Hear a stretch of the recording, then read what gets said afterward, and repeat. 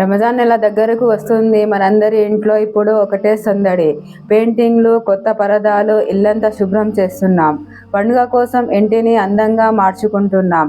కానీ ఒక్క నిమిషం ఆగి ఆలోచిద్దాం.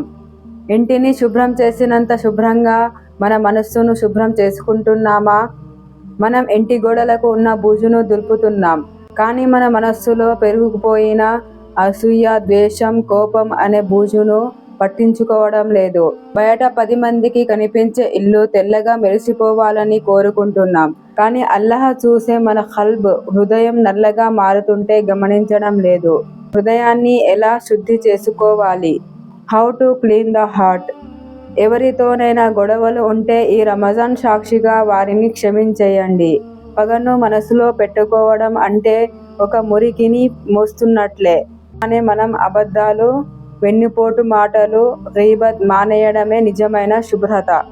తౌబా, పశ్చాత్తాపం, అల్లాహ్ ముందు కన్నీరు కార్చి మన తప్పులను ఒప్పుకోవడం వల్ల హృదయం కాంతివంతంగా మారుతుంది. రంజాన్ అంటే కేవలం ఉపవాసం ఉండటం మాత్రమే కాదు, మన వ్యక్తిత్వాన్ని మార్చుకోవడం.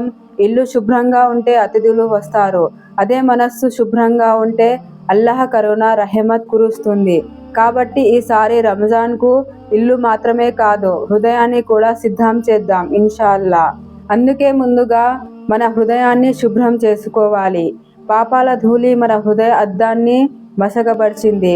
ప్రవక్త సల్లల్లాహు అలైహి వసల్లం వారు రోజుకు 70 నుంచి 100 సార్లు ఇస్తగ్ఫార్ చదివేవారు.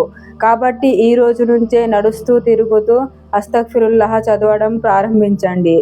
అది మీ హృదయాలలోని తుప్పును పూర్తిగా శుభ్రం చేస్తుంది. ఒక విషయం గుర్తుంచుకోండి, శైతాన్ కోరేది ఏమిటంటే మీరు అన్నీ చేయాలని ప్రయత్నించాలి, కానీ చివరికి ఏది చేయలేకపోవాలి. అల్లాహ్ వాక్యం మరియు శైతాన్ స్వరం ఒకేసారి కలిసి ఉండవు.